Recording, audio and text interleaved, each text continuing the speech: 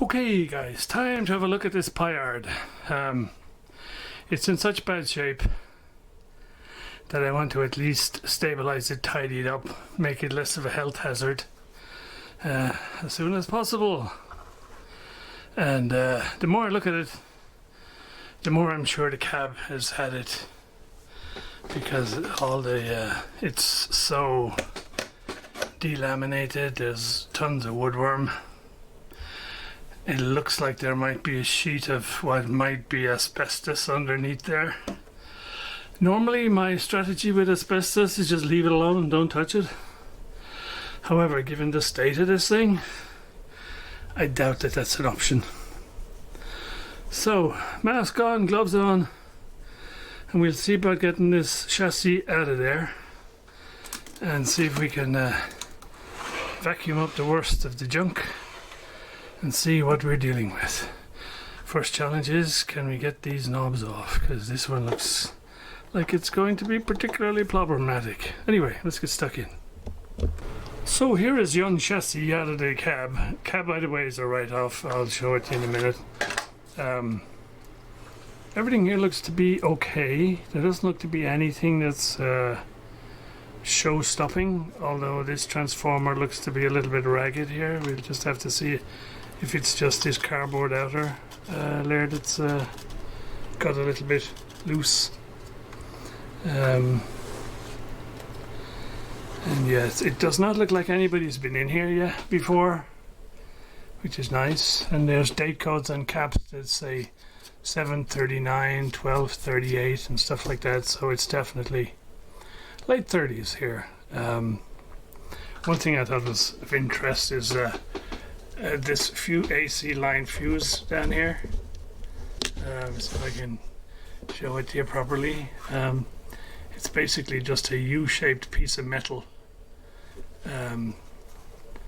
with the a wire coming in on one side, and then you have a little screw thingy here which just joins the two halves together with the fuse. so plenty of live bare metal here when the thing is plugged in, so we'll have to keep an eye on that. There's lots of what looks like mold. I hope it's, with a bit of luck, it'd be corrosion, but I can't see how it would be corrosion on top of paper caps. We shall see. Speaker looks to be in good condition. Dial is all okay.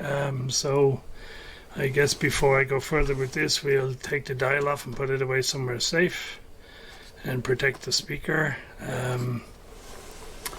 Yeah, as I say, it doesn't look to be a disaster here, but and it's definitely a Model 39. Now that I can get at the ID plate, it's definitely a Paillard39, which is a bummer because it's not anywhere online that I can find. So we will be working in the dark here for a while.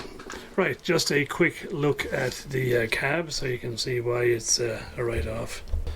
So I'm just going to rescue the hardware off of it, throw it away, and then start over when the time comes, because it has all these clips for the back panel and everything.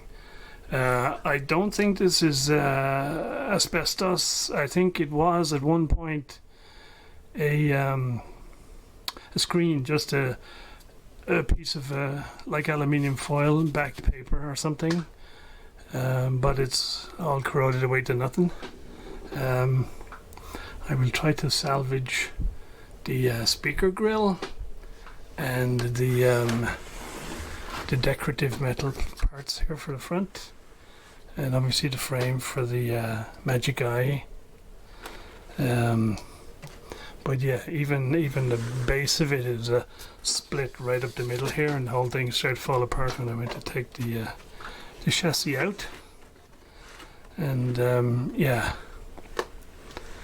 I think with all this type of water damage and woodworm, I think the amount of effort that would go into this and you'd only ever end up with a semi-satisfactory solution, just isn't worth it. So we'll save the pieces off of this, and this will end up on the dump.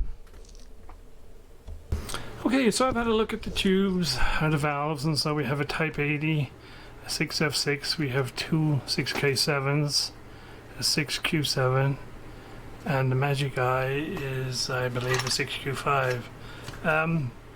They're not in the best of shape.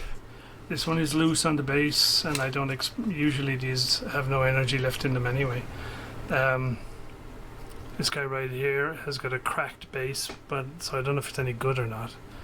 The metal ones are obviously generally more robust, and the 6Q7 I think has had it because if you shake it gently you can hear something moving around inside, which is never a good sign.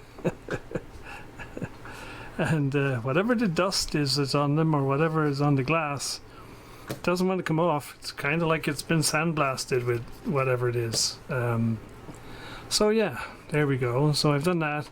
I've taken the dial off, and I was going to put it away, you know, keep it safe. And unfortunately, I put it down on this piece of cloth with the view of wrapping it up and putting it away.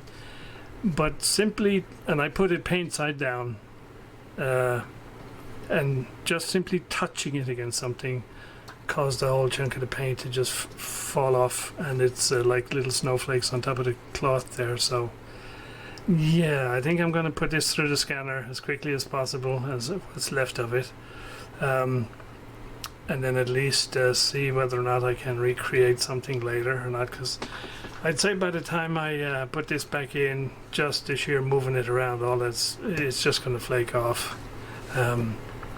And that's a bummer, but there you go, that's that.